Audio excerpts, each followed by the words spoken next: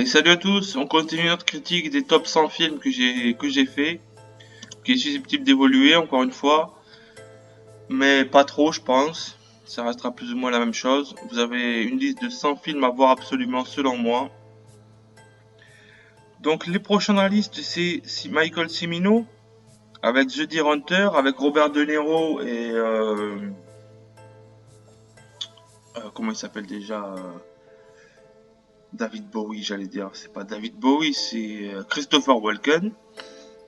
Mais comme je n'ai pas mis, je connais pas la carrière de Cimino, je pourrais faire un épisode spécial sur Robert De Niro, mais je vais pas le faire puisque on va le retrouver dans des films divers et variés de divers réalisateurs. Je préfère me concentrer sur les réals que sur les acteurs, le cas échéant.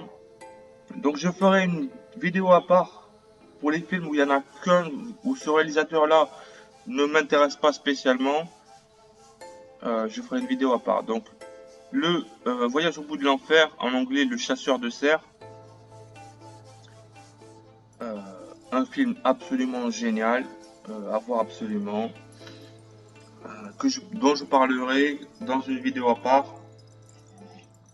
hors catégorie. Printemps, été, automne, hiver et printemps.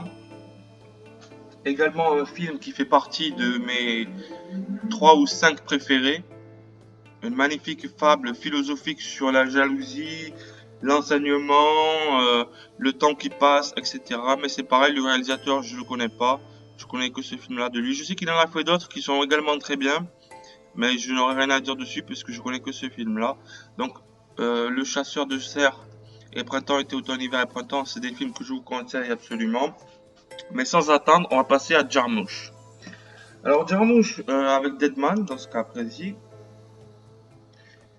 c'est un réalisateur qui m'intrigue parce que je trouve que ces films ont tout pour être des chefs-d'œuvre.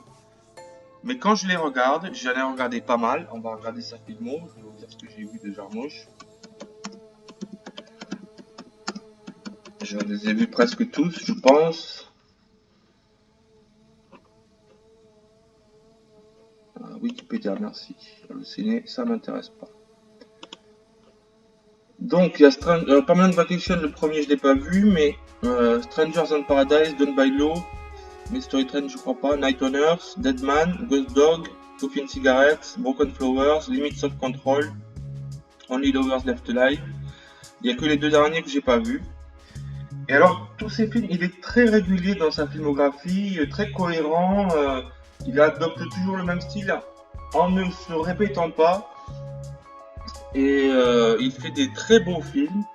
Mais j'ai l'impression que soit il a une ambition qu'il n'arrive pas à atteindre, soit c'est moi qui n'arrive pas à avoir son niveau. Parce que j'ai beau trouver les films techniquement, scénaristiquement parfaits, j'arrive pas à vraiment rentrer dedans. Il y a quelque chose qui fait que le courant ne passe pas complètement. Je suis pas emporté par le film, je suis pas en transe, je suis pas transporté d'admiration.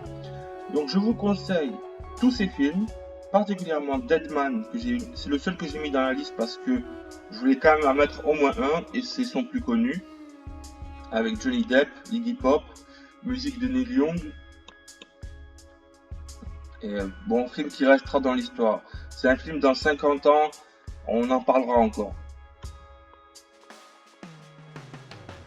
Donc sur l'histoire de Johnny Depp qui se prend une balle dans le ventre au début du film et je vous laisse et il est laissé pour mort.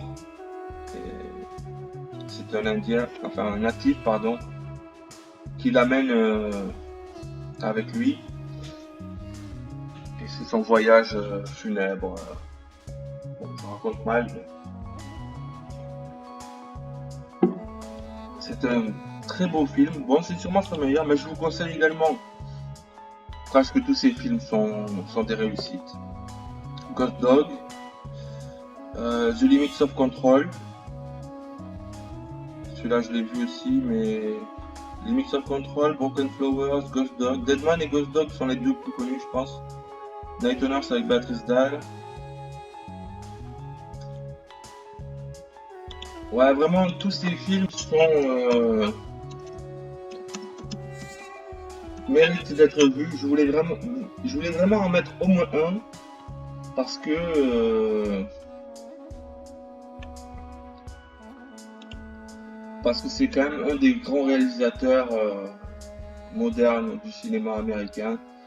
Donc j'ai mis Deadman. J'aurais pu mettre Ghost Dog aussi, qui est mon deuxième préféré de Jarmusch. Même Limits of Control, j'avais vraiment bien aimé aussi. Et Only Lovers Left Alive, un peu moins, mais vraiment, ça reste du top niveau. Mais je sais pas, il y a quelque chose dans ces films qui me,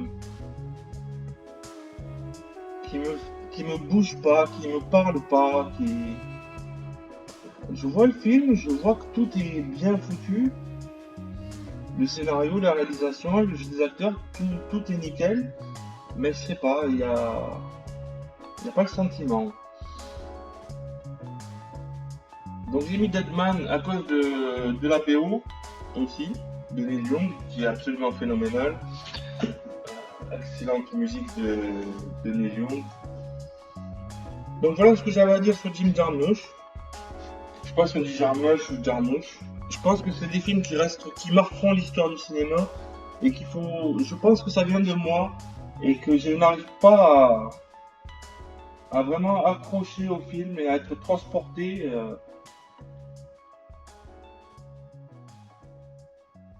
Ou c'est peut-être lui qui fait des films trop ambitieux qu'il n'arrive pas à donner le sentiment qui correspond à l'histoire qu'on suit, quoi.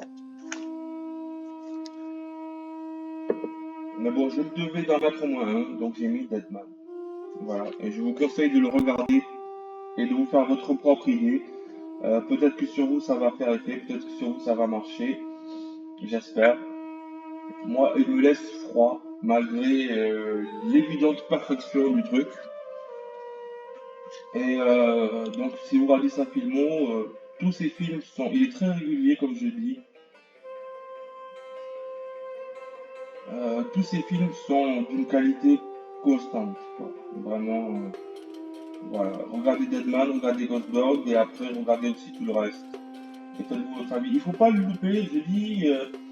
Que ces films ne me transportent pas d'émotion, mais c'est quand même des films qu'il faut avoir vus au moins une fois.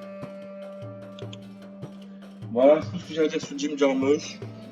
Euh, Très bon réalisateur, euh, mais qu'il sera. Bon, je le mettrai pas dans mon top 10, je pense, à cause de cette émotion qui ne passe pas. Je sais pas pourquoi.